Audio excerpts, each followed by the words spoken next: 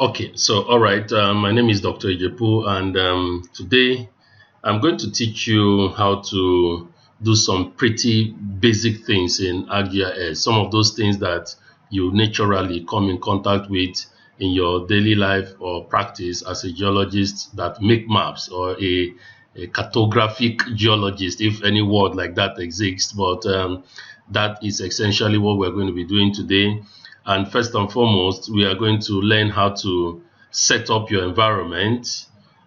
This is actually very, very important because you need to put all the files that you'll be needing in a particular folder. So in case you want to move the contents of your laptop to another laptop or to another machine, it will not be a problem, because if you don't handle files properly this way, ArcGIS has this thing about scattering your files all over and you may not get them together. So it's important to set up your environment and your coordinate systems. So that is the first thing we're going to be doing. Secondly, we are going to be seeing maybe how to convert some of these coordinates if they are not given in the right coordinates that we will use. This is essential because okay, we'll come to that, and we're going to create a sample shapefile that we're going to be using, and we are going to learn how to add data and probably create a simple database. And lastly, we'll be doing some form of georeferencing. So with that said, let us go straight into the business of the day. Now, if you are having a project, setting up a new project, you must have made a folder that contains some of the files that you may need, and that particular folder is on this desktop, and this is it.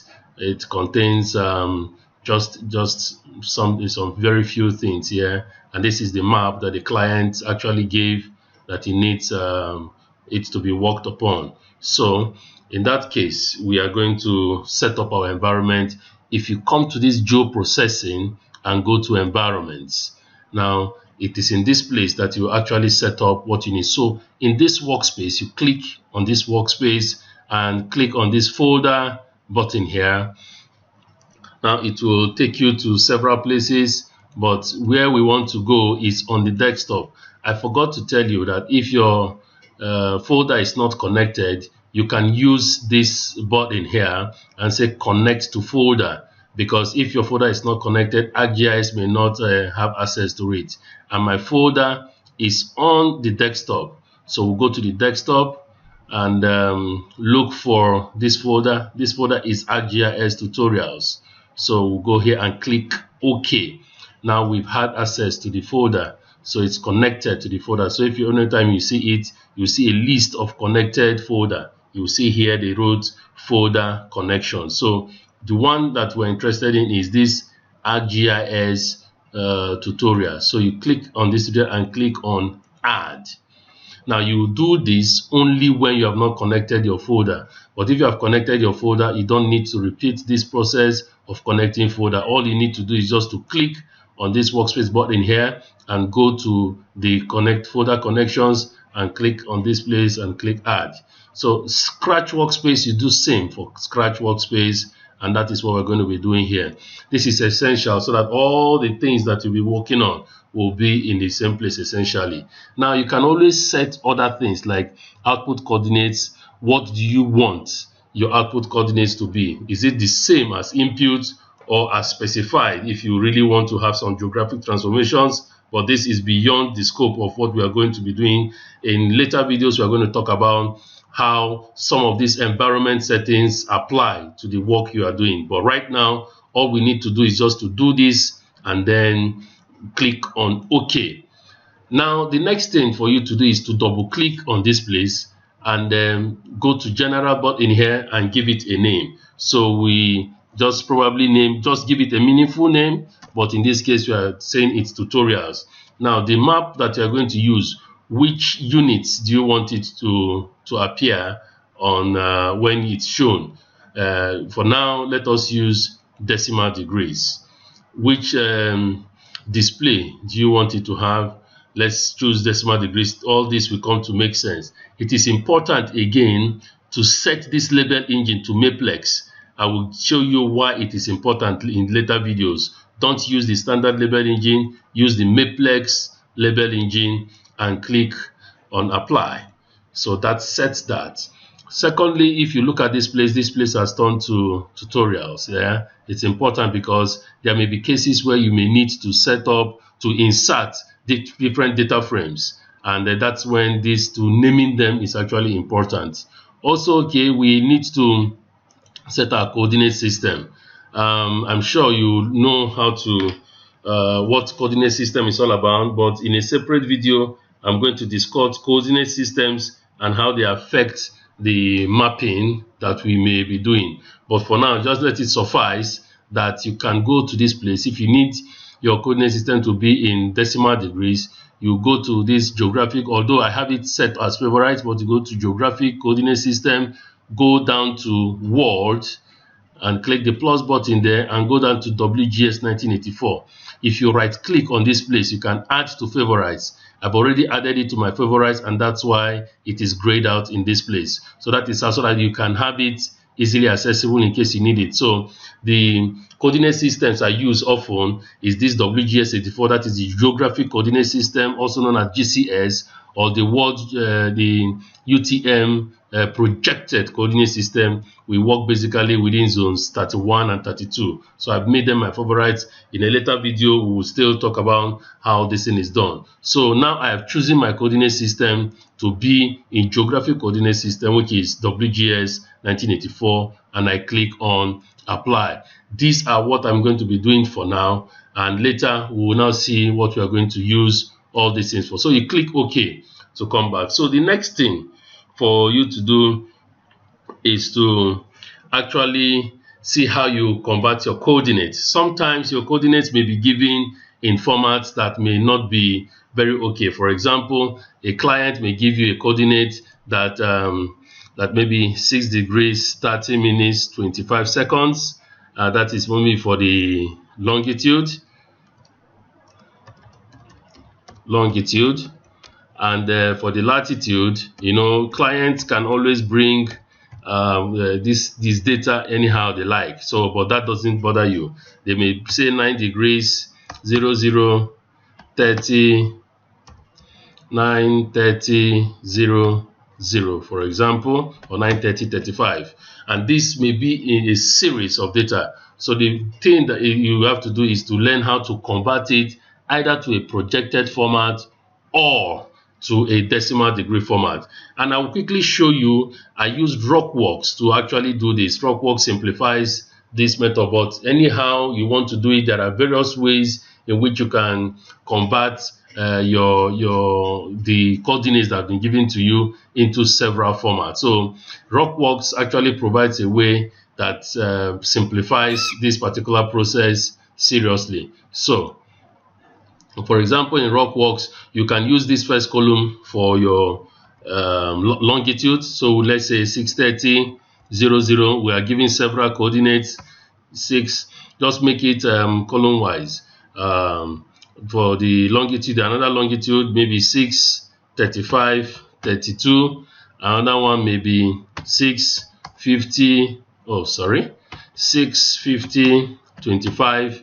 Or whatever they may be. Another one can come at 6 30 25 36, no matter how it is. So for the latitude, maybe 9 00 05, and you can have 9 10 25. These are just fictitious figures and coordinates, so you can always use a very good one. I'm just making this up just to illustrate how these values can be converted. So like I said, ArcGIS only recognizes the decimal degrees, that is geographic coordinate system, and the projected. In this place, you just go to this coordinates here, go to coordinate converter.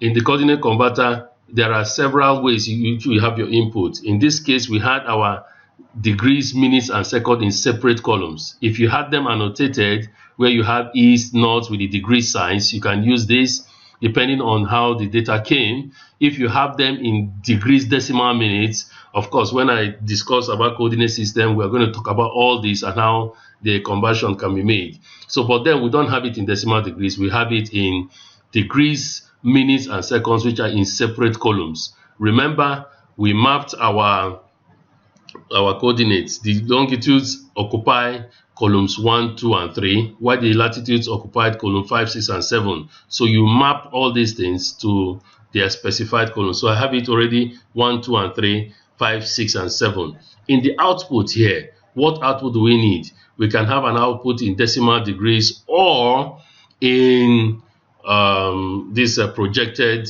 coordinate system like UTM, but in this case we just want to have it in decimal degree. Remember, when we set our settings here, we set our coordinate system, we are going to be using the geographic coordinate system. So in this case we are using the geographic the decimal degrees as part of the geographic system, and you just click OK.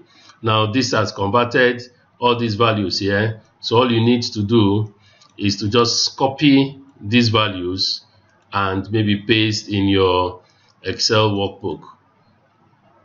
Okay, let's open a new sheet so that we don't have, let's name this, remember this is X for longitude and Y for latitude.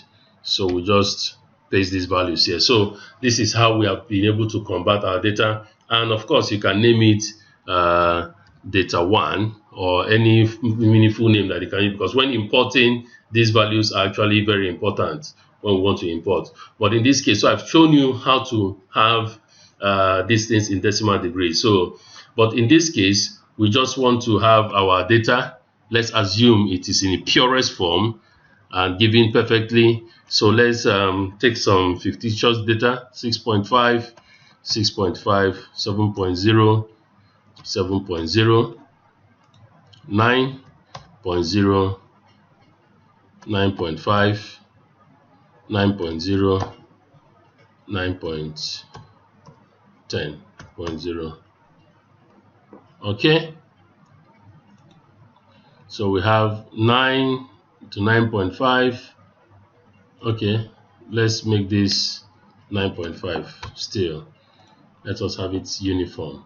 9.5. Okay, so this is the trial data that we want to use, so we name it trial. So we save this Excel sheet here.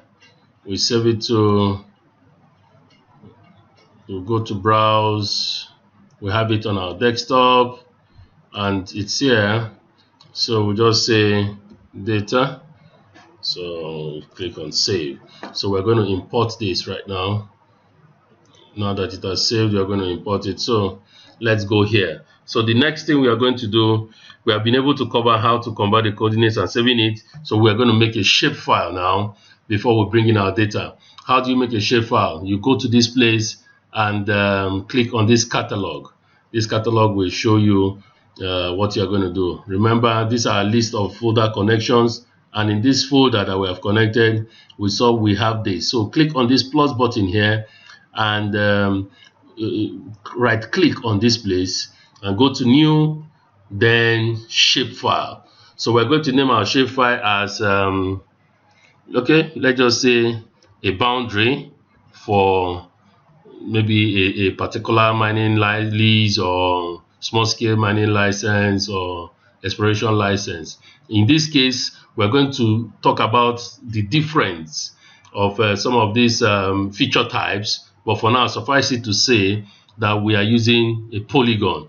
It says here unknown coordinate system. The coordinate system that I want to use is WGS 1984, remember, and then leave all these other ones there like that and click on OK. So we have been able to create a boundary. You see here, you will see it come up immediately. Now the next thing we're going to do is to bring in our data. You can go to File, Add Data, Add XY Data. Now you browse, click on this browse button, go to this place. This data is what we're interested in. Remember, trial is what we want to use. So you click on this place, automatically it's saying it's from geographic coordinate system, WGS84. Click on OK. Now it has brought our data in. If you are not seeing all the points perfectly, you can come here and zoom to layer. Then you will now see all the 4 points that we have created. Now we have not created anything. We need to edit this particular shapefile in order for it to correspond to all these. Now, one important thing that you should do is to make sure that your snapping option is on, although I have it, but first and foremost, you will make sure that your 3D, you go to customize and go to your extensions. Make sure that all these extensions are checked, because that's when you need them. Make sure that all these are checked, especially the 3D analyst extension and all these ones. Just check all of them because you need them to be active. So, and make sure if you click on any space here, right click on it, you will see how this thing. So make sure that the snapping option, once you hover your cursor around this down button, it will go. Make sure that the snapping button option is checked. So now that you have checked it, you come to this place and go to options. Make sure, like I gave my tolerance to be 10, you can make it smaller or bigger depending. Check all these. Make sure you check all, because they're important when you need to snap the features that you're creating to either points or features. Like this one will snap it to a point, this particular option will snap it to the end, this one will snap it to the vertex, this one will snap it to the edge. All this will be explained in subsequent videos. Like I'm making this video just to make sure you know how to create very quick maps. So, but make sure that all these are highlighted. Like if I check on this, you see that this one is not checked. Make sure that all of them are checked. This one is checked and it's highlighted. So what we are going to do now is to go to the editor button. Remember, if you right click on this place, you go down, make sure this editor is checked. So we are using the editor mode now. So we know to start editing. Now what we want to edit is the boundary. So we click on the boundary and click OK. That's what we want to edit. Remember, once the editor this thing is highlighted, all these are part of your editor toolbars that you're going to use. Hover your cursor around there, you see create features, click on it once, click on this again. The feature that we want to create is polygon, so you click on this polygon. You can hide this thing here. So now that all this thing is checked, hover your cursor around here, you see that this place is highlighting. Left click once, take it to this other place. Once it's highlighting, it is snapping to this point. You left click again, cut it to this point, left click, and come back and double click here. Once you double click, you have created it here. So you go to this place, you save your edits, and you stop editing. In this case, we do not need these points anymore, so we can now safely remove it. And in this place, if you click on here, just click on Holo and make the outline width to be 1, let the outline color to be black, and this does it. So we have been able to create a shapefile, a boundary covering a particular piece of land or any exploration license area or a small scale mining lease area. So we have been able to do that. The next thing is for us to be able to add maybe maps or any other data that we may be working on. But in this case, probably we want to georeference a particular, because sometimes the maps that they may give you will not have real world coordinates. For example, someone probably brought this and we need it to have real world coordinates. In this case, you are going to be using this particular geologic map that is in the Microsoft Word, as it were. Now we are going to use it and georeference them so that it will have real world coordinates. How do you do it? You can just maybe, since it's just Microsoft Word, you can either copy it and paste it somewhere, but most times I use this sniping tool. If you go to the sniping tool, you click on sniping tool, or you can search for sniping tool here. It will go give you a sniping tool. This thing, you just click on this place, but I have it already set here. So I want a new snipe. So in this case, just hypothetically, okay, let's go back to this place. Let's start the process again. We click here, we click on new, take this here, and let's just take the whole of this place. Okay, we'll now save this as something, but we want to save it in our desktop, in our folder. Let it be capture PNG. That's okay. So we now have it there. So all we need to do is now to bring it in here. So we'll click on this add data. Like I said, you can use this button add data, or you can go to file and click on add data. So the one we want to add is this capture, this one that we've snipped, and we click on add.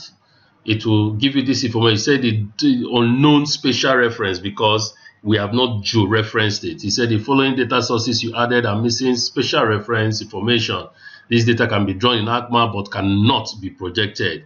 Okay, we click on OK. Now you see it is not coming anywhere. We don't have it anywhere. So all you need to do is to right click here and zoom to layer.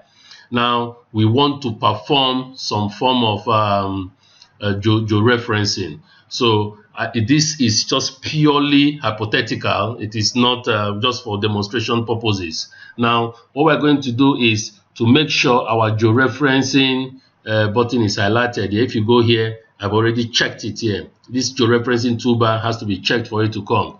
Now we have our georeferencing here, and make sure that this capture, whatever is inside here, is whatever you want to georeference. So you click on this down button on georeferencing to see other options, but we're not going to talk about that one now. So what we're going to do is to georeference this place. Let it appear to be what we're actually looking for. So we click on this place. If you hover your cursor, you say add control points. Just click on it once and come to the edge of the map here, or wherever is the point. Just zoom in as much as possible to have some information. Just click it once, left click once, and then right click another time. So you say input DMS of longitude and latitude. You click it. Now, what is the longitude here? The longitude here, I know I said this is hypothetical. Depending on whatever you want to do, you will have those information. But I want to use 60000 east and 93000 north for this particular point. Just click on OK. Now right click here and go to zoom to layer and zoom in here again to this other edge. It is important you do this either anti-clockwise or clockwise. It is far better that way. We can come to this place, the edge, click, left click once, then right click and say input DMS of longitude and latitude. So the longitude here is 63000. The latitude here is 93000 and north again. So we'll click. Don't worry if it disappears. Come and right click again here and zoom to layer. So we want to do this other part here. Let's check this off because it's interfering with what we are doing. So we want to do this other part here. So let's assume that this is another point that we have chosen. So we click on this place and do input DMS.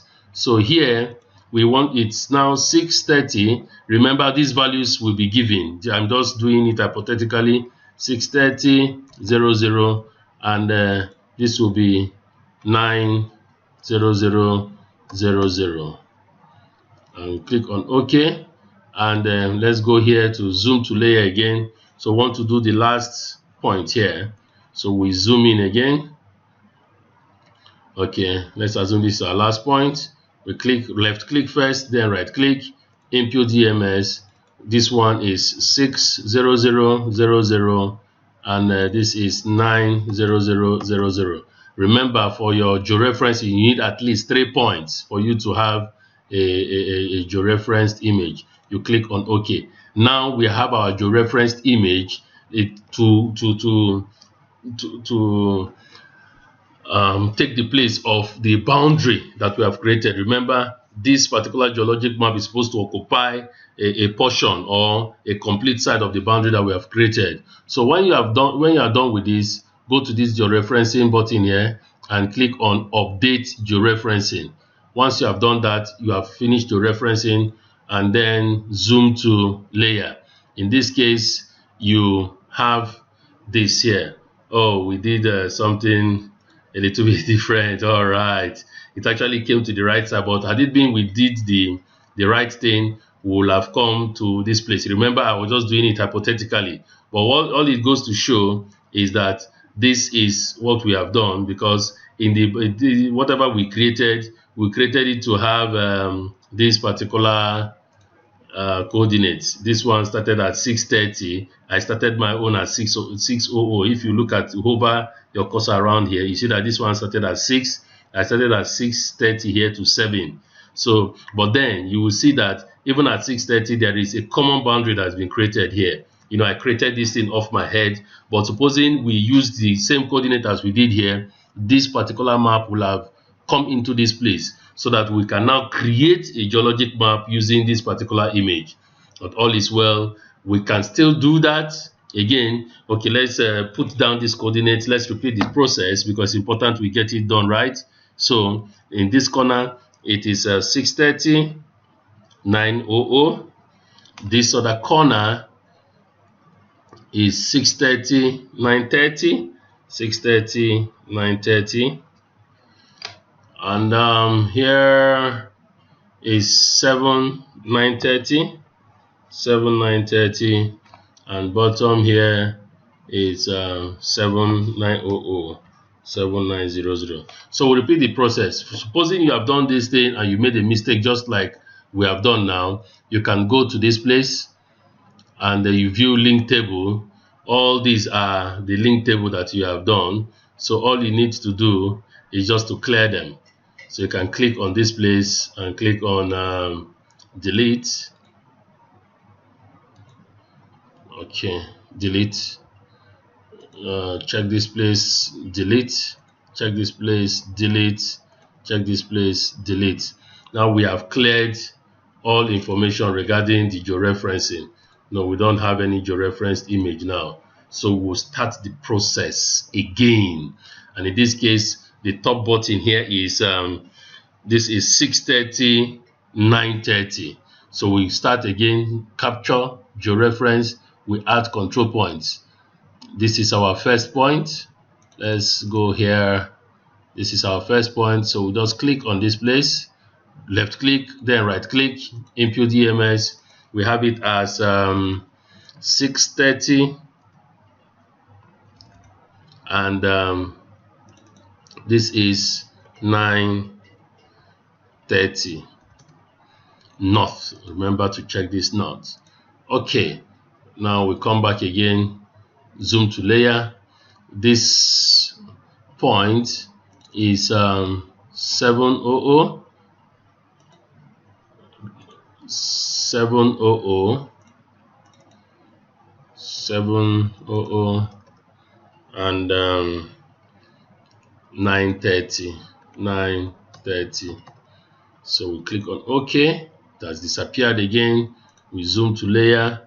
We come to this side. You can see it is always aligning now, as it were. But let's take this off so that it will not interfere with what we are doing.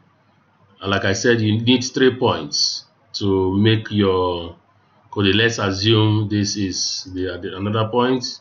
Left click, right click, and this will be 7:00, and this will be 9:00.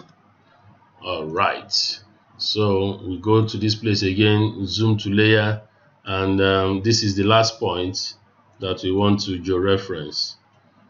Okay, let's assume it is here. Always make it at the edge, because this thing is pixelated, but it doesn't matter.